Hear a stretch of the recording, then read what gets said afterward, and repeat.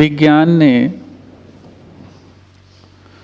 कई ऐसी खोजों को अपने ही अनुभव के आधार पर और प्राचीन प्रचलित पद्धतियों को कसौटी बना करके खोजा है। कई ऐसी खोजें हैं जो रोज़मर्रा में हमें सहज दिखाई पड़ती, लेकिन वो बड़े बड़े आविष्कार के लिए स्रोत बन करके सामने आई। अंतरिक्ष में विज्ञान ने बहुत कुछ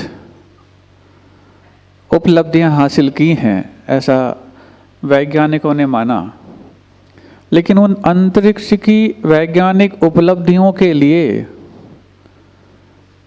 आसपास की किन आंतरिक घटनाओं को देख करके साधन बने, इसके बारे में भी जानना आवश्यक है। अंतरिक्ष के जाने के पहले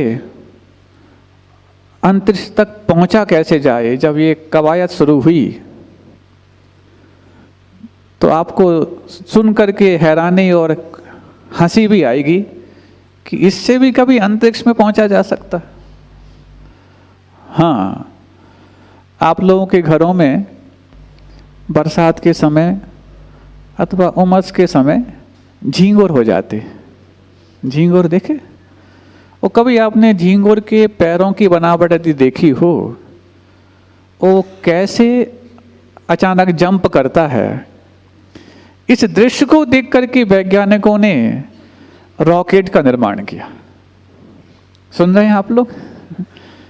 झींगुर से रॉकेट के निर्माण की कल्पना करना भी अपने आप में एक अद्भुत कल्पना है।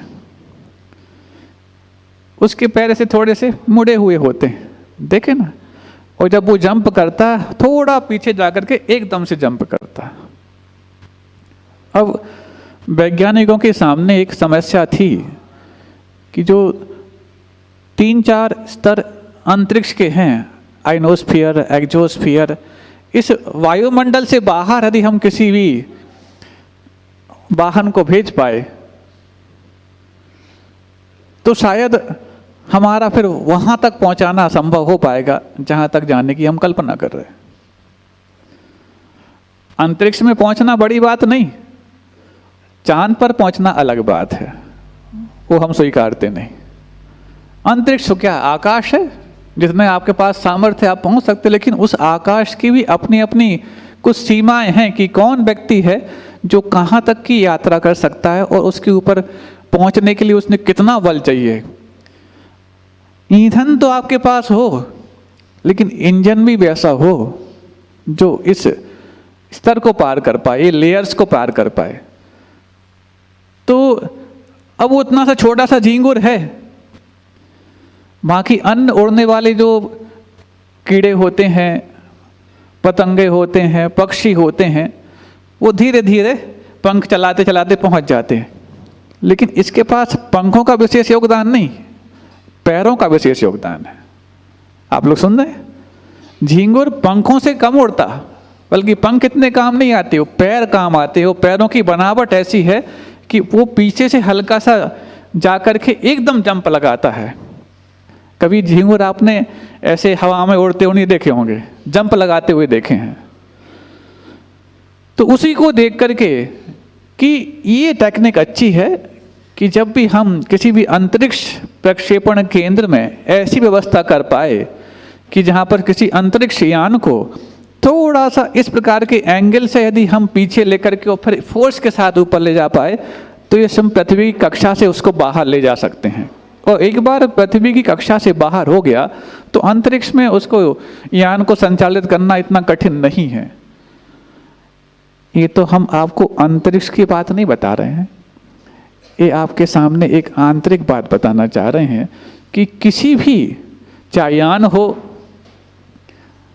चाहे वो जीव हो, चाहे वो कीट पतंगा हो, उसको जंप लगाना है तो थोड़ा पीछे झुकना आना चाहिए।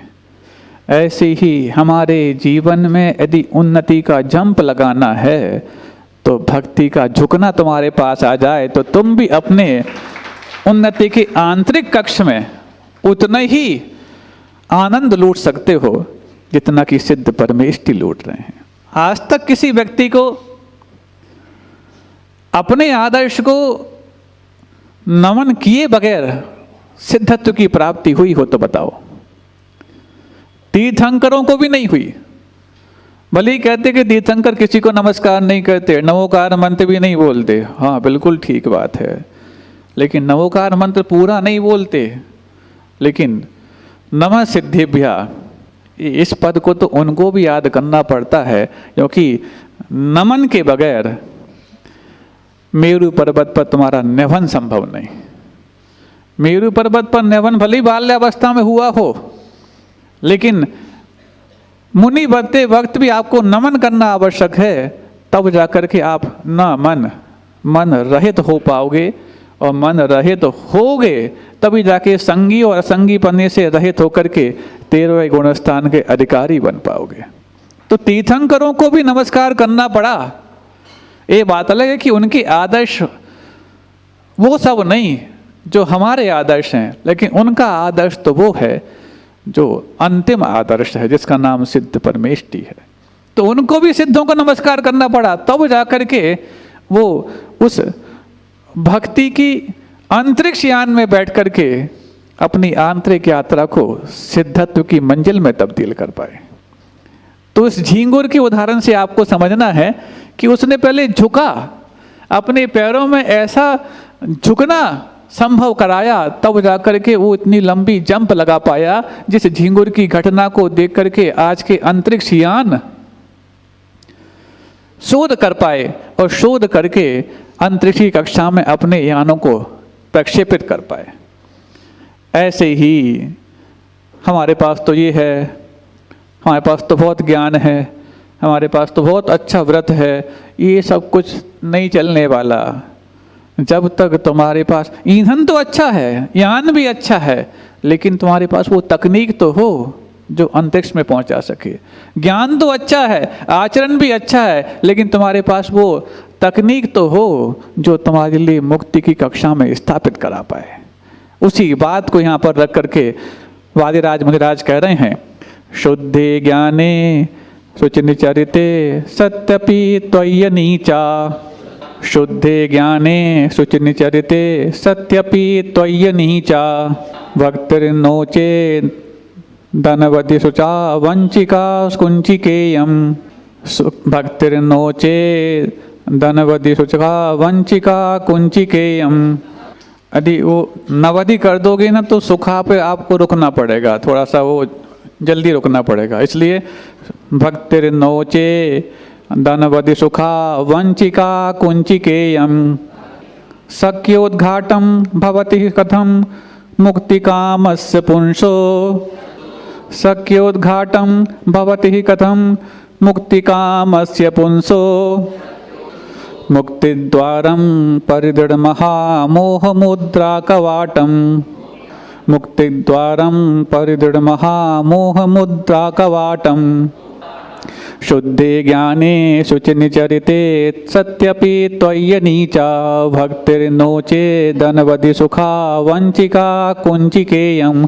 शक्योद्घाटं भवति कथं मुक्तिकामस्य पुंसो। मुक्तिद्वारं परिदृढमहामोहमुद्राकवाटं। शुद्धे ज्ञाने, ज्ञान पवित्र आपका शुद्ध है। शुचिनी चरिते, आचरण भी पवित्र हो गया। अब क्या चाहिए? ज्ञान पवित्र हो गया, आचरण पवित्र हो गया, हो रखे रहो अपने पास। अरे इतनी बड़ी बात होने के बाद इतनी सी आपने पूरा सिरे से ही खारिज कर दिया। अब आचरण आप महत्वपूर्ण मानते हो, आचरण भी पवित्र हो गया है, ज्ञान भी पवित्र हो गया, और आपने कह दिया रखे रहो। भाई जिनके पास ज्ञान मात्र होता, आचरण नहीं होता, उनसे फिर कह देते कि हाँ पहले आचरण लाओ तब तुम्हारे ज्ञान की कमी, ज्ञान की बात रखेंगे। यहाँ तो दोनों सही पवित्र हो गए, और पवित्र भी हो गए और पूर्ण भी हो गए। अब क्या बचा? 11 अंग, 9 पूर्व तक तो अशुद्ध ज्ञान माना जाता है। भली ज्ञान सम्यक जैसा है, ज्ञान की दृष्टि में नहीं, लेकिन उसके पास सम्यक दर्शन नहीं हो सकता, क्योंकि सम्यक दृष्टि इसके ऊपर जा पाएगा, मिथ्या दृष्टि यहां तक भी जा सकता है। इसका मतलब ये नहीं कि जो 11 अंग 9 पूर्व तक चला गया वो सारे मिथ्या दृष्टि ही हैं, वो भी सम्यक दृष्टि हो सकते हैं, लेकिन यहाँ तक तो मिथ्या दृष्टि तक पहुँच सकते हैं और 10वें पूर्व में प्रवेश भी कर सकते हैं, लेकिन उसके आगे की यात्रा सम्यक दृष्टि ही कर पाएगा। तो 11 अंग और 14 पूर्व तक का भी ज्ञान हो गया हो जो सम्यक दृष्टि, लेकिन यहाँ पर 11 अंग और 14 पूर्व के पहले की बात की जा रही है। 11 अंग 9 पूर्व का ज्ञान भी हो गया। वो ज्ञान जो मिथ्या दृष्टि के पास 11 अंग 9 का है, पूर्व का है, और जो सम्यक दृष्टि के पास है, उस ज्ञान में कोई अंतर नहीं है। आचरण भी निर्दोष पालन कर रहा हो। हाँ, द्रव्यलिंगी जो होते हैं आचरण निर्दोष पालन करने से द्रव्यलिंगी माने जाते हैं। इसका मतलब ये नहीं कि वो अपने आचरण में दोष लगाते, वो तो अलिंगी हैं, कुलिंगी हैं, लेकिन जो द्रव्यलिंगी हैं वो 28 मूल गुणों का निर्दोष पालन कर रहे हैं। मतलब ये तो होगी साधुओं की बात, आप लोगों की बात भी कर लें। मान लो कोई व्रती है, व्रतों का निर्दोष पालन कर रहा, ज्ञान के क्षेत्र में भी बहुत आगे तक पहुंच गया, कछु नहीं होने वाला। अरे बताओ, इतनी मेहनत करके कितने जगहों से सीख करके तो इतना ज्ञान पाया, इतनी मेहनत करके अपनी इच्छाओं को दमन करके तो इतना आचरण उठाया, उसके बाद भी आपने कह दिया कोई काम का नहीं। हाँ, तो फिर अब क्या चाहिए? सत्यपि, ये होने पर भी, सती अपि शुद्ध ज्ञाने सुचिनी चरिते सती अपि, ये सब कुछ होने पर भी त्वय्य नीचा भक्ति नो चेत अनवधि सुखा वंचिका कुंचिकेयम। जब तक शुद्ध ज्ञान और शुद्ध आचरण रखने वाले व्यक्ति को बहुत असीम सुख के चाबी रूप आपकी भक्ति, वो भी अनीचा, कैसी? ऐसी भक्ति भगवान जो हर व्यक्ति को प्राप्त नहीं होती, हर व्यक्ति के मन में नहीं उत्पन्न होती, ऐसी उत्कृष्ट और प्रबल भक्ति जिस शुद्ध ज्ञान और शुद्ध आचरण रखने वाले व्यक्ति को प्राप्त हो जाए, तब तो ठीक है। नहीं है तो शुद्ध ज्ञान भी है, पवित्र आचरण भी है, पुनीत विचार भी हैं, सब कुछ है, लेकिन तुम्हारे पास भक्ति नहीं है, और वो भी प्रबल भक्ति नहीं है, तो क्या होगा? शक्योद्घाटम भवति कथम मुक्ति कामस्य पुंसो। जो मुक्ति को चाहने वाला पुरुष है, क्या शक्योद्घाटम उद्घाटित कर सकता है? क्या भवती कथम, क्या हो सकता है ऐसा? क्या मुक्ति द्वारम परिदृढ़ महामोह मुद्रा कवाटम, ऐसा मुक्ति का द्वार जो महामोह रूपी कवाट से मुद्रित है, बंद है। मुद्रा का मतलब यहाँ पर ताला भी कह सकते हैं। यदि जो मोह रूपी कपाट से ताला लगा हुआ है जिस मुक्ति के द्वार का, हाँ, अब कोई हो सकता है कि मोह के द्वार से ताला, मोह के ताले से बंद है क्या? हाँ, मोह के ताले से तो बंद है। मोक्ष का द्वार और मोह के ताले से बंद, बिल्कुल। ताला तो मोह की लगा हुआ है, क्योंकि मोक्ष का द्वार मोक्ष के ताले से नहीं लगता, मोह के ताले से लगता है। कभी भी जो बंधन होता है वो विपरीत होता है। हाँ, तो मोक्ष की मंजिल के द्वार पर ताला जो लगा, वो मोह के कबाड़ पर लगा हुआ ताला, ऐसा मुद्रा जो है वो काय से खुलने वाली? अब चाबी लाओ। अब चाबी कौन? हमारे पास खूब ज्ञान हो गया, रखे रहो। इतना आचरण हो गया, रखे रहो। बहुत अच्छी बात कही जा रही है।